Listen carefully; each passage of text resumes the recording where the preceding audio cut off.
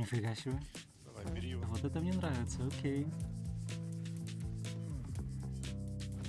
Но вроде не разрушается, да? Ух ты. Вот бы люди могли сами аддоны делать здесь, как в Вове. Спасибо, спасибо, спасибо.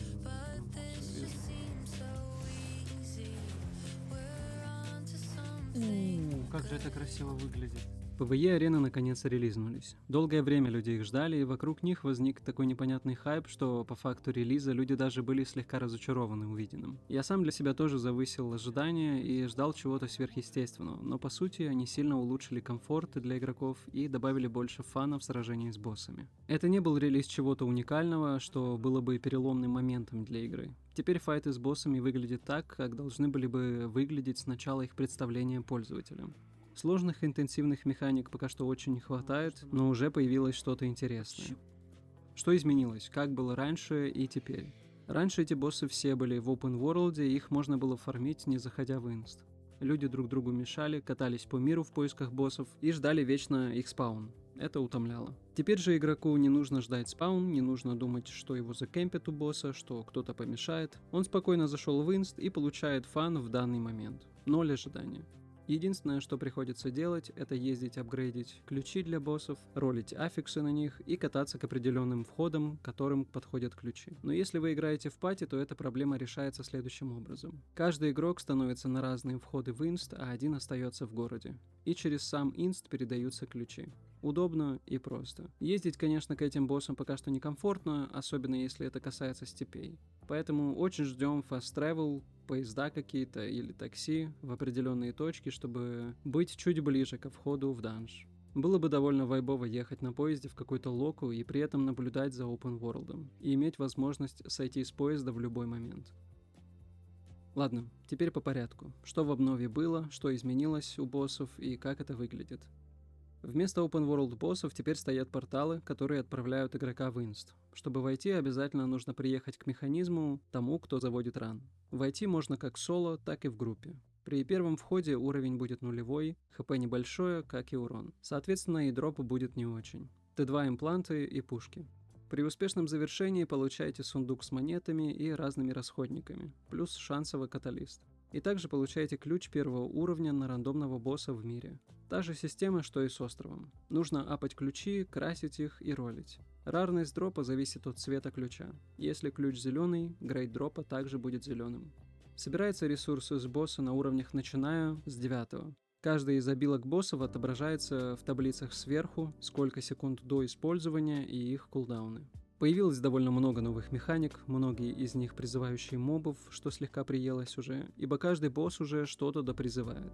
Есть интересные механики, например, у Дендра, когда он садит кустарник свой в землю, и через секунду появляется зона, в которую нужно зайти 2 игрокам, чтобы разделить урон между собой. Если зайдет один, нанесет сильный урон. Если не зайдет никто, нанесет фулл урон по всей арене. И на высоких ключах эта штука может шотнуть.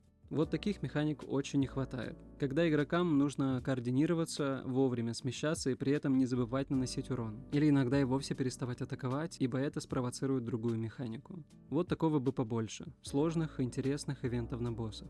Сейчас есть механики, которые заставляют игрока правильно перемещаться, но большинство из них это призывные. Хорошие примеры механик из New World, WoW, Fellowship, Tarisland. Пусть некоторые проекты и кринж, но механики там неплохие. Возможно, подобные эпичные обилки увидим не на этих мини-боссах, а на эпик-боссах в будущем. Голду и коины апать на этих боссах довольно просто. С каждого босса игрок получает примерно по 450 голды, из сундука до 100 монет. Плюс можно вытянуть рецепты на Т3 пушку, фиол-киты и так далее. И за пару дней плотного фарма можно накрабить 100к, так что даже не уверен, что это хорошо повлияет на экономику в целом. Но кто знает. Второй режим – Competitive. Регнуть этот режим можно из любого места через интерфейс. В начале команды по очереди банят и пикают аффиксы, от которых хотели бы избавиться и которые хотели бы добавить в матч. Бой в итоге превращается в какой-то хаос, где игроки не координируют свои действия, не играют от механик, а просто пытаются выжить и передамажить соперника. Сессия превращается просто в неконтролируемый хаос, и из-за этого теряется фан. Все настолько сумбурно и хаотично, что суть всех этих механик теряется, и участники бегают, пытаясь и дамажить, и выживать. Это становится не весело, а уныло. Визуальный шум было бы хорошо почистить и оставить сложные механики, вынуждающие игроков координированно действовать, защищая свою сторону. Механики на реакцию, мувмент, щиты, остановку урона и так далее. Но этот хаос плохо. Но сам режим довольно интересный, с этими банами и так далее. Можно же выбирать аффиксов неудобных сопернику и от этого отыгрывать. Короче, есть куда двигаться, но уже лучше. Также мне непонятна роль танка в этом случае. Смысл от него вообще в этом режиме. Если он и держит на себе агро, то этим помогает и сопернику, который спокойно будет дамажить босса. Должен ли показатель агрессии тоже поинты давать в своей команде?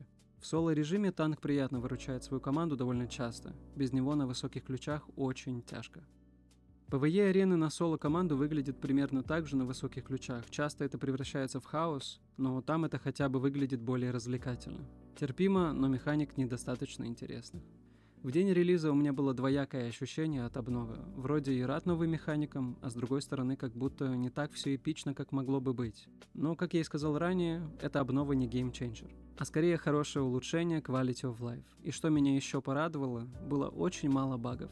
Единственное, что я заметил, не отображались тентакли Энви и его ульта, которая сковывала игрока. Ее невозможно было разрушить, хотя должна была. И в Next обнове это пофиксили. Грустная сторона всей этой истории – обнова не была настолько эпичной, чтобы привлечь новых игроков или вернуть старых. Это видно по активностям, на которые люди с трудом собираются. АУК понемногу пустеет, компетитив режим найти невозможно, а регать арены и батлграунды стало бессмысленно, людей недостаточно. Игра понемногу двигается к моменту, когда может быть увлекательной, и проходит через этапы улучшений и горьких тестов. Все еще базовых вещей недостаточно, чтобы удержать аудиторию. Логичный прогресс игрока, баланс классов, экономика, рейтинг, ачивки и quality of life вещи. Базовые данжи, новые персонажи, повествование лора через кат-сцены, арты, что подпитывало бы интерес и увлечение. Пока даже непонятно, что с экстракт-режимом делать, PvP-островом, ибо хороший заработок может быть и на PvE-аренах. Разве что за головами туда ходить, либо ради фана. Вот об этом я и говорю. Непонятно, что с прогрессией. Все эти сессионки довольно веселые, но для них банально не хватает игроков.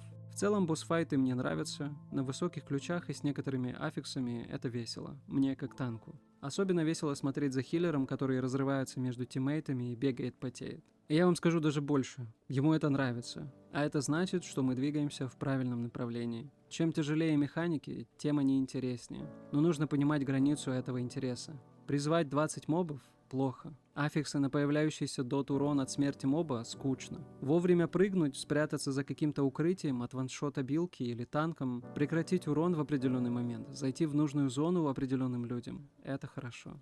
Точно можно сказать, что обнова хорошая. Прогрессируем. Уверен, что дальше будет интереснее, особенно когда появятся новые классические данжи, open world активности, руны и новые персы. На этом все.